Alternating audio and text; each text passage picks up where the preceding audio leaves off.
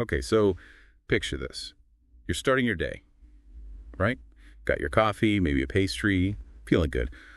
But what if I told you that those everyday treats could be contributing to deforestation on the other side of the world? It's a real issue, and the EU is trying to tackle it head-on with this new regulation. It's called the EU Deforestation Regulation, or EUDR for short. EUDR, got it. So how's it different from what's been done before? Well, previously, regulations mainly focused on the countries producing goods linked to deforestation. This time, the EU is putting the responsibility on businesses operating within the EU. So even if a company in, say, Germany is importing coffee from South America, they need to prove that those beans weren't grown on deforested land. Exactly. It's a huge shift, and it's causing a lot of buzz globally. There's been so much discussion that the EU actually proposed a 12-month delay for some parts of the EUDR. It's like they're hitting pause, but not stop, right? What's behind this delay? Just red tape. It's a bit more complicated than that. A few things are at play here. One, pressure from international partners. Some see this as a potential trade barrier and worry about the economic impact. So it's not just about the environment, it's about global economics too. Absolutely. The source we're looking at even mentions concerns that this could be seen as the EU trying to protect their own businesses unfairly. Which could lead to what? Trade wars? Potentially. Imagine countries slapping tariffs on each other's goods in retaliation. That could really disrupt global trade. And on top of that, international pressure. Imagine being a business owner, suddenly told you need to overhaul your entire supply chain. Right, overnight. That's a massive undertaking, especially for smaller businesses with fewer resources. So this delay is partly about giving them more time to adapt. Those original deadlines of December 2024 and 2025 were pretty ambitious considering how complex this is. It's like a balancing act, isn't it? You've got this urgent need to address deforestation, but you also have to think about the practicality of it all. And let's be real, the EUDR itself is pretty complex. Oh, absolutely. There are a lot of nuances in the language that are causing confusion. The good news is the EU has been trying to clear things up with updated guidance and FAQs. Like they're giving everyone a map to navigate this new terrain. Exactly. But even with a map, some areas are still pretty foggy. So let's clear some of that fog. One thing I keep hearing about is the difference between placing on the market and making available. Help me understand why it matters. It's a crucial distinction because it determines who's actually bound by these rules. Placing on the market is pretty straightforward, like a store selling directly to you and me. But making available casts a much wider net. Give me an example. Think about online marketplaces, platforms where people can buy and sell goods. They're making goods available, even if they aren't the ones directly selling or importing them. So even those platforms are on the hook to make sure the products sold through their site meet these EUDR requirements. You got it. That just shows how far-reaching this regulation is. And then there's the definition of an operator. Okay, break that down for me. Who exactly is an operator under the EUDR? Well, that's where it gets really interesting. It's not just the big international corporations. It's anyone in the supply chain, even those operating only within the EU. Wait, so even a small business owner in, let's say, Italy, who makes, I don't know, handmade furniture, they need to worry about this too. Let's say our furniture maker uses wood sourced from within the EU. They still need to show that the wood they're using wasn't harvested illegally or from deforested land. Wow, so even if they're not importing the wood, they still need to trace their supply chain. Exactly. They need to be able to prove where that wood came from and that it meets the EUDR's standards. That just shows how interconnected everything is these days. It really does. And that's where the concept of negligible risk comes into play. Negligible risk. Okay, I'm intrigued. What's that all about? Basically, businesses need to prove that there's very little risk of their products being linked to deforestation. But proving that isn't always easy. I bet. So how do you prove it? Let's go back to our Italian furniture maker. They're already busy tracing their wood back to the source. How do they then go about proving negligible risk?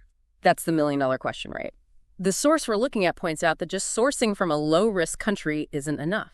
Let's say your furniture maker gets their wood from a supplier in, say, Finland, a country generally considered low risk for deforestation.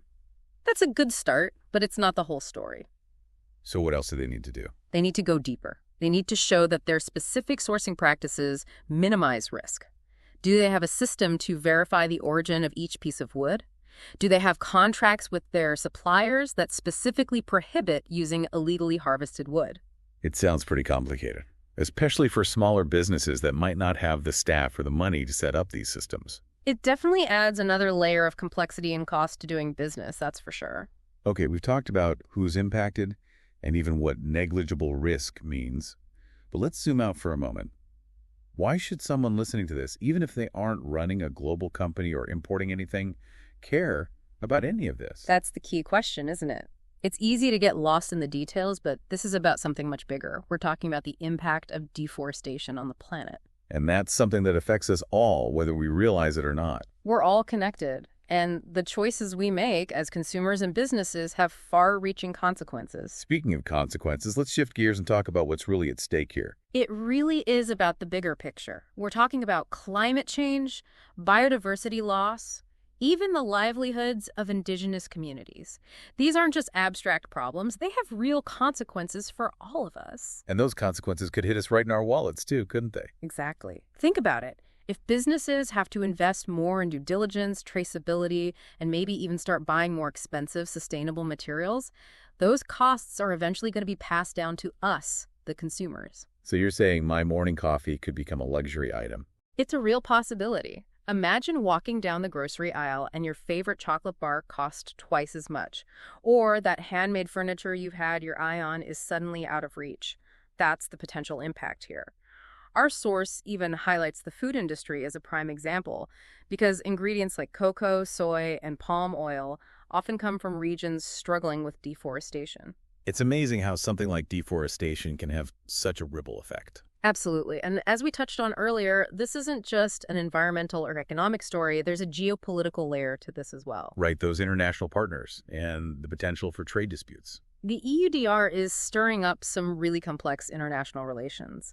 It's almost as if we're watching this huge experiment unfold where the outcome could significantly impact how countries work together on issues like deforestation and sustainable trade. It feels like we're at a real turning point. Absolutely. And right now, we're in a very uncertain phase. We have this proposed delay, which still needs the official thumbs up. And the EUDR itself is a complicated piece of legislation. It's understandable that some businesses might be feeling a little lost. So what's the best approach for businesses caught in the middle of all this? Should they just wait and see how it all plays out? Or is there something more proactive they can do? Waiting is not the answer. The EU has been very clear. Start preparing now. Even if there is a delay, businesses need to use this time wisely. Due diligence, getting the right systems in place, reevaluating supply chains. These things take time. It's like rebuilding your ship while you're still at sea. You can't wait until you're sinking to start making repairs. Exactly. And the EU is sending a signal that they're serious about enforcing these new rules. Remember that information system we talked about? The platform for businesses to show they're complying? Well, the source mentions it'll be open for registration soon. So the clock is ticking, whether there's a delay or not. What specific steps can businesses take to get ready for the EUDR? Well, step one is simple. Don't panic. Understanding the ins and outs of the EUDR is crucial. Read the regulation, dive into those updated guidance documents, and don't forget those FAQs. It's also essential to know exactly which of your products and materials fall under the EUDR scope. Makes sense. Know the rules of the game before you start playing. What comes after that? Next, take a good hard look at your supply chains. Can you easily trace your products back to their origin? Can you confidently say you know where your raw materials are coming from and that they meet the EUDR standards? If the answer is no, or even I'm not sure, it's time to start asking some tough questions and building more robust traceability systems. That might even mean having some uncomfortable conversations with current suppliers. You're absolutely right. They might even have to explore new, more sustainable sourcing options. But at the end of the day, it's about making sure everything is in order before the EUDR comes into full effect. And this isn't a one-time thing. It's an ongoing process. It's not enough to just check the box once and forget about it. Exactly. Staying informed is absolutely crucial. This isn't a set-it-and-forget-it situation. Legal guidance is always changing, new interpretations of the EUDR are coming out all the time, and the geopolitical landscape surrounding trade is constantly shifting. So how can businesses stay ahead of the curve? We don't want our furniture-making friend to be caught off guard. They need to stay plugged in. Subscribe to industry newsletters, work with legal experts who specialize in international trade, join business associations that focus on EUDR compliance. Knowledge is power, and in this case, it's also essential for survival in this changing landscape. It's about being proactive, adaptable, and ready to adjust. You got it. The businesses that will succeed in this new world are the ones that embrace transparency, prioritize sustainability, and see the EUDR not as a burden, but as a chance to build more resilient, responsible, and ethical supply chains. This has been a really insightful conversation. It feels like we're entering a new age of global trade, where sustainability isn't just a buzzword, it's a requirement. It really does feel like we're at a crossroads, doesn't it? Like this EUDR is such a bold move. It could either push everyone to work together, toward more sustainable practices globally, or it could spark some major trade conflicts. It's the big question, right? And the source we're looking at touches on that tension too. On the one hand, the EU seems determined to make this work. They're putting their money where their mouth is. But what happens if those international partners decide to push back, see it as a threat? Things could get messy fast. Exactly. We could see tariffs, trade disputes, a whole bunch of chaos. It's like everyone's watching to see who's going to back down first. Will this be the thing that finally gets everyone on the same page about sustainability and global trade? Or will it turn into an every country for itself situation? It's a cliffhanger for sure. But even with all this uncertainty, there's a glimmer of hope. I see that. For all its complexities and potential downsides, the EUDR has definitely started a conversation about something that's been ignored for too long. Deforestation, ethical sourcing, the impact of what we buy. These aren't abstract ideas anymore. Exactly. They're front and center. That in itself feels like progress. It does. And who knows, maybe this is the wake-up call we've needed. Consumers are getting more aware of where their products come from, the environmental and social costs. We're seeing more and more demand for sustainable and ethically sourced products. That consumer pressure could be a powerful force for change, maybe even more powerful than regulations in the long run. So maybe, just maybe, this whole EUDR saga will have a happy ending after all. It's possible, right? Imagine a future where sustainable practices are just the norm. Businesses seeing the value in transparency and responsible sourcing, not just because it's the law, but because it's the right thing to do. And consumers can enjoy their coffee, their furniture, knowing it didn't cost the earth. Now that's a future worth working towards. Couldn't agree more. And on that note, we'll leave you with this. As this story unfolds, pay attention. See how businesses adapt, how consumers respond, how this all plays out on the global stage. Because your choices make a difference. Well said.